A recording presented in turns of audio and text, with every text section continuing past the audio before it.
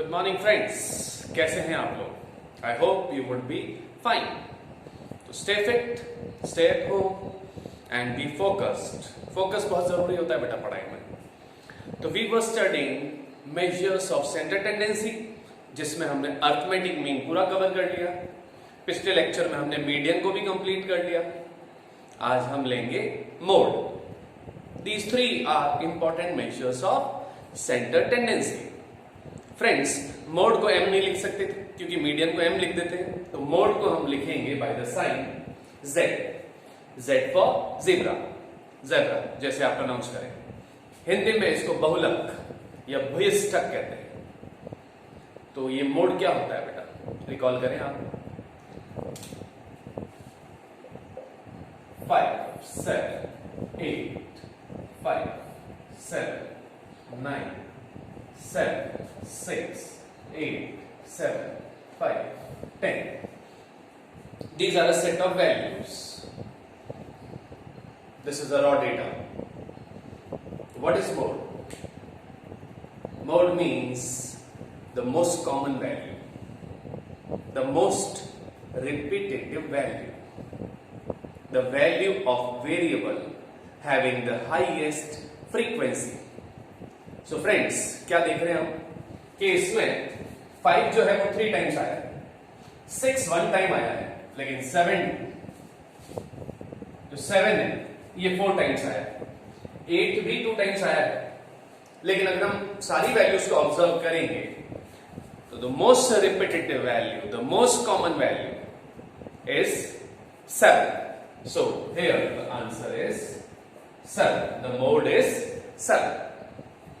हमें फाउंडेशन में तो ओरली या सीपीटी में ओरली अटेम्प्ट करना है, लेकिन presentation, just for presentation sake, x f tally and f 5 6 7 8 9 and 10.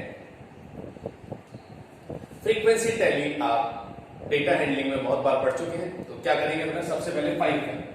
तो 5 के सामने एक डंडी बना लेंगे जिसको टेली मार्क कहते हैं।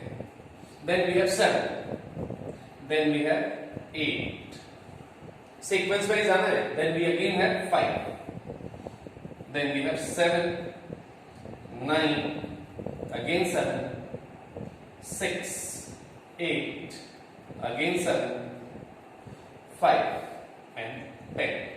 So these are 1 2 3 1 4 2 1 and 1. This is the maximum frequency. इसको आगे से बोला कर ले बेटा, मैक्सिमम फ्रीक्वेंसी किसकी है? 7 की। अगेन 4 आंसर नहीं लिखते बेटा, 4 इज द मैक्सिमम फ्रीक्वेंसी। ये फ्रीक्वेंसी मैक्सिमम किस वेरिएबल की है, किस x की है? That is 7. तो योर मोड इज 7. यानी mode, I repeat, mode is the most common value, mode is the most repetitive value, or mode is that value whose frequency, mode is that variable x whose frequency is maximum. There is one more definition जो हम आगे देखेंगे आज के lecture में. That value of variable, that value of x which has the highest frequency density. अब ये frequency density क्या होता है, इसको हम ग्रुपिंग मेथड से समझेंगे बेटा। लेकिन ये सिंपल इंट्रोडक्शन था कि मोड का कंसेप्ट क्या है। तो that value which has the highest frequency, तो हम इससे भी रिफाइंड कंसेप्ट फ्रीक्वेंसी डेंसिटी को पढ़ेंगे। ओके,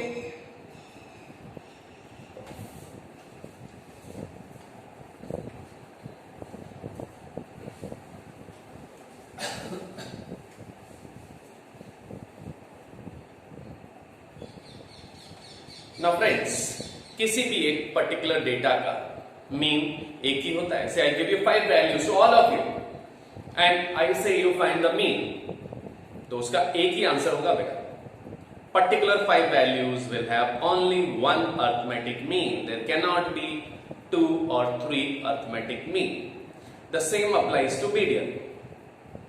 मीडियन भी बेटा किसी सीरीज का एक ही होगा। से 5 वैल्यूज है तो मिडिल वैल्यू एक ही है ना, और 6 वैल्यू में भी उन दोनों का अर्थमेटिक मीन था, वैल्यू एक ही थी।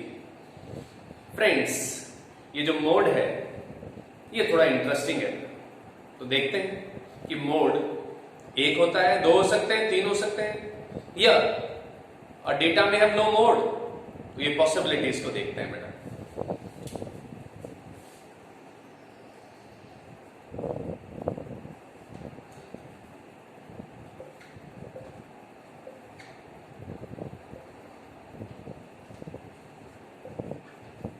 This is a discrete data. तो आप देखेंगे highest frequency is 18। This is the highest frequency. So, our answer is 6. The mode is 6. Such a series having exactly one mode is called unimodal series. Unimodal series, unique mode, one mode. ऐसा question सबसे common होता है, but हम लेंगे अब ऐसे cases जो थोड़े कम कॉमन होते हैं, बट कम कॉमन है लेकिन एग्जिस्ट करता है बेटा ऐसा। Let's see.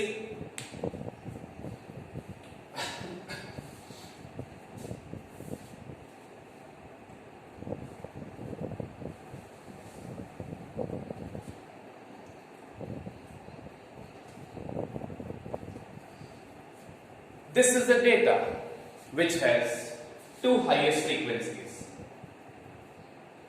There are 18 is the highest frequency which is occurring two times. So the mode is 6 as well as 8. There are two modes. So this series is called bimodal series. A series having two mode. हम use करते हैं ना binary, binomial, तो जहां दो mode होंगे that series is called bimodal series. The modes are 6 and 8। Let's take one more example.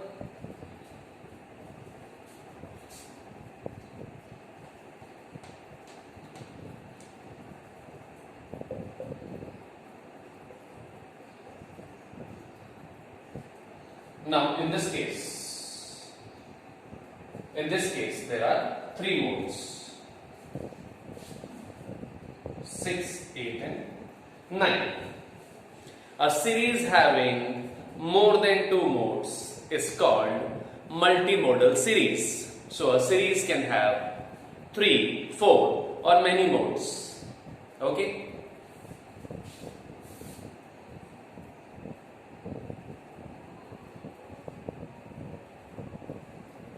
Now this series has 1, 2, 3, 4, 5 modes. यहां 5 भी मोड है, 6 भी मोड है, 7 भी मोड है, 8 भी मोड है, 9 भी मोड है. There are 5 modes. And now we come to the most interesting one.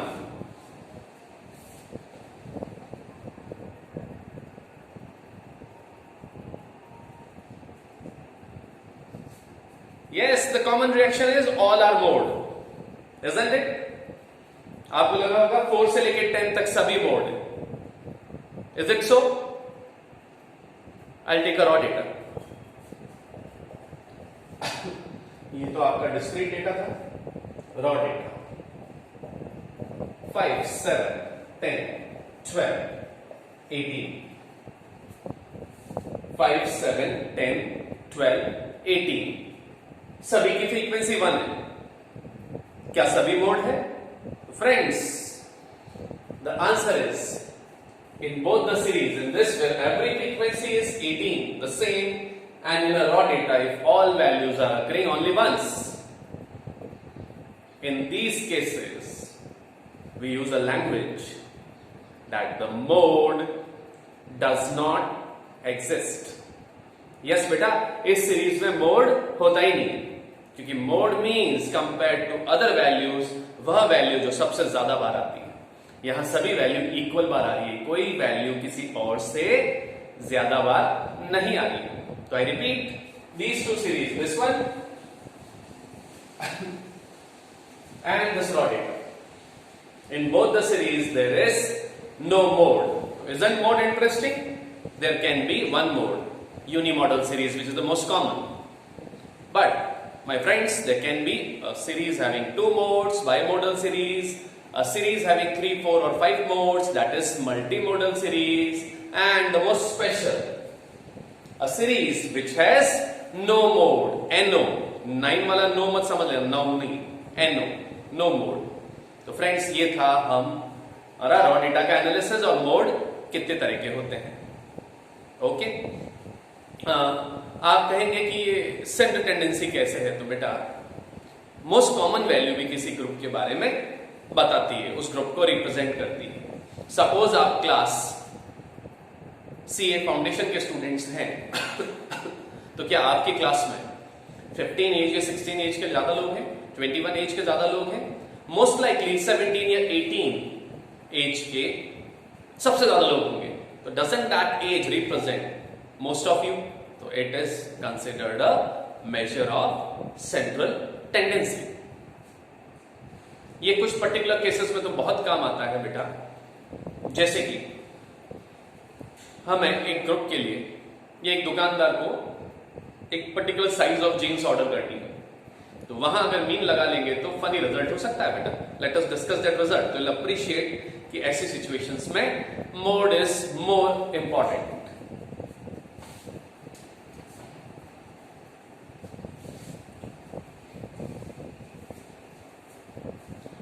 तो लेट अस अस्यूम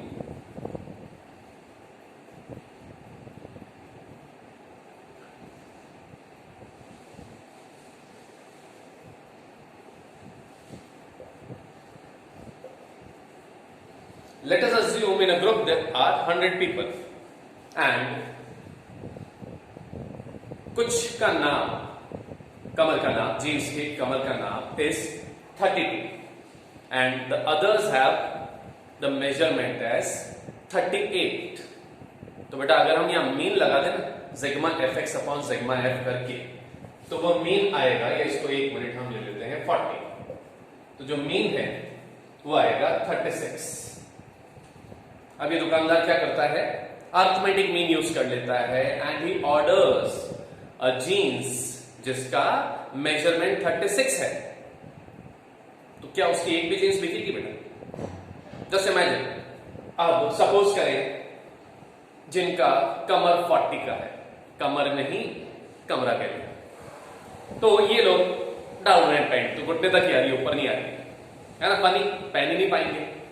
एंड और फनी सिचुएशन हो जाएगी जिनकी कमर 32 है, उन्होंने पहन ली और घर से निकल गए, बाद में पता लगा पैंट तो कहीं और छूट गई, है ना. 32 की कमर है और 36, तो आप नहीं पहन पाएंगे. तो in such a situation if the data is like this 32, 34, 36, 38, 40, frequency 5, 10, 100, 6 and 4. So in such a data, we see the common measurement is 36, क्योंकि most of the people are having that waist. उनका measurement 36 है. तो यहां पे एक दुकानदार order करेगा model size, and in that case he would be able to sell most of his units. I agree, कुछ लोगों का measurement अलग है, but जो most बड़ी क्वांटिटी को मंगाएगा वो मोड को रेफरेंस लेगा. तो इस एंगल से mode is again a measure of central tendency. अब हम discrete data और continuous data में मोड कैसे निकालते हैं देखते हैं.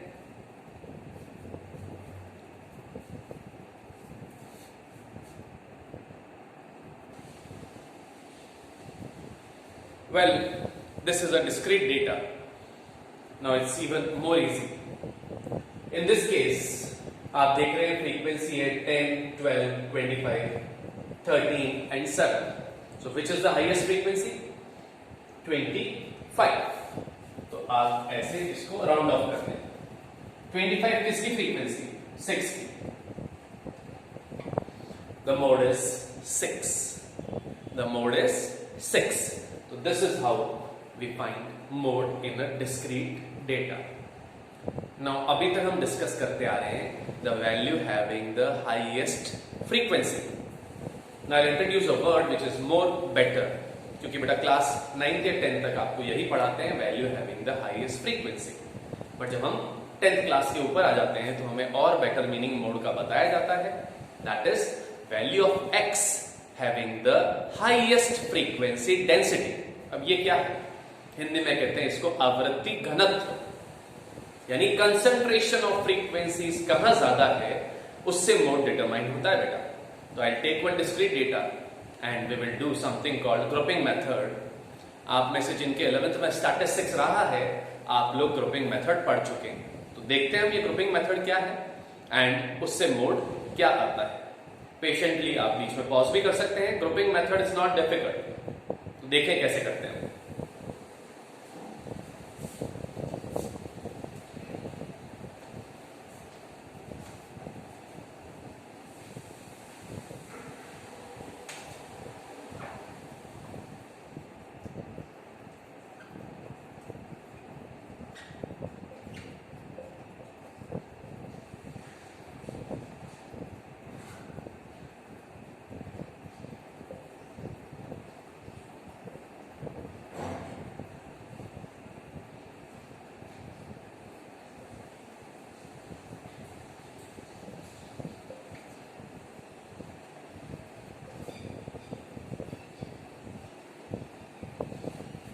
Friends, this is the data.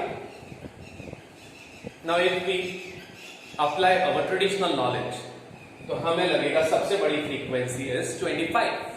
We will assume the mode as 6. As per class 10th knowledge, this is okay. But बेटा आप सरप्राइज हो जाएंगे, इस बार मोड 6 नहीं, मोड कुछ और है। 25 बड़ा तो है बेटा, लेकिन उसके आसपास की फ्रीक्वेंसीज छोटी। इंस्टेड 25 से छोटा है, लेकिन 24 के पड़ोसी पास की फ्रीक्वेंसीज रिलेटिवली बड़े हैं। तो हम देखेंगे कि मोड मे बी 11, बट आपको ऐसे मेरी तरह नहीं करना है बेटा। There is a approach called grouping method, उससे करेंगे। And my friends, most likely ये क्वेश्चन थोड़ा लेंथी होता है, तो they may not ask at the CA foundation level, but आप बीकॉम सेकेंड ईयर करेंगे तो वहां आपको प्रेजेंटेशन के साथ दिखाना पड़ेगा। Let's start. Grouping method involves adding frequencies in sets.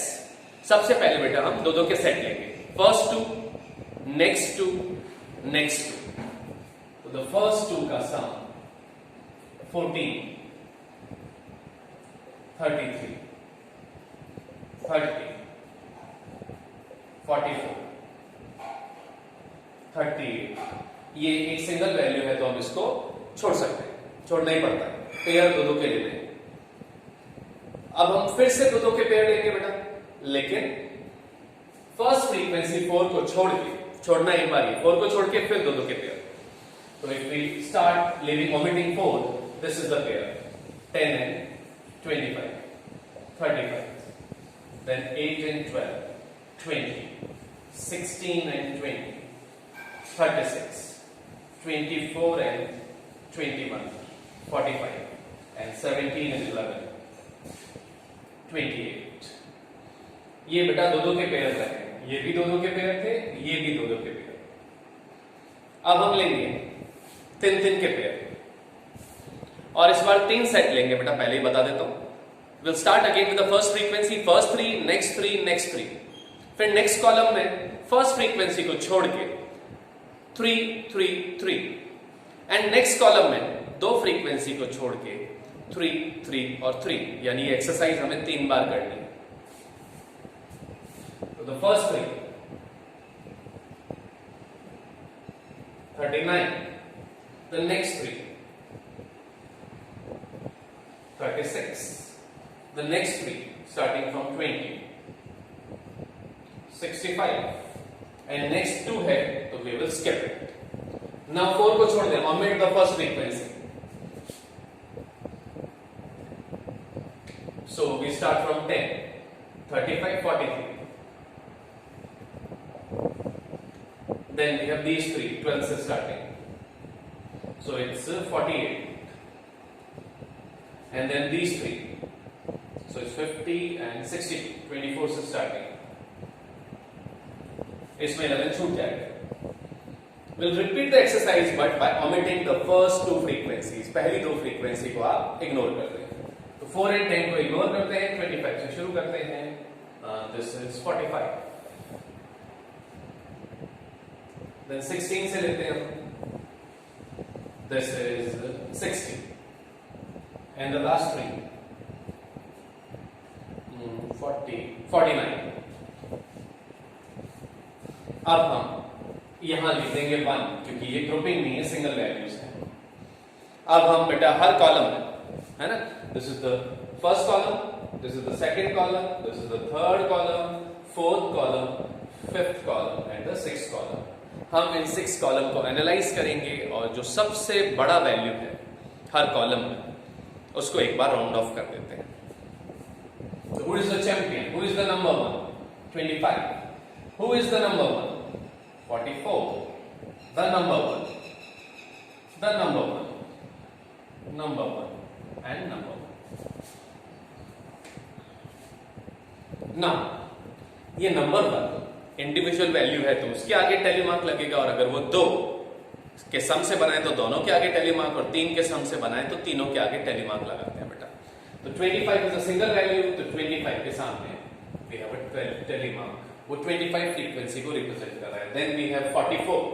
44 represents 20 and 24. Then we have 45 which is representing 24 and 21. Then we have 65 which is representing these three values. Then we have 62 which is representing this, this and this. And finally we have 60 which is this one and this one. तो आप देखेंगे बेटा 1 times 1 times 3 times 5 times 3 times 1 times 6 में से 5 बार champion बना है, number 1 आया है, frequency 24. So friends, the mode is 11. Your answer is 11. So that's all for today's lecture. अभी कहानी बाकी है बेटा. हम कंटिन्यूस डेटा में भी मोड पढ़ेंगे. हम पढ़ेंगे मोड को भी ग्राफिकली निकाला जा सकता है with the help of histogram. हम मोड की प्रॉपर्टी पढ़ेंगे. हम relation between mean mode median पढ़ेंगे. एंड हम क्वार्टाइल्स और डेकाइल्स और परसेंटाइल का कैलकुलेशन भी पढ़ेंगे. But that's all for today. Have a nice day. Thank you.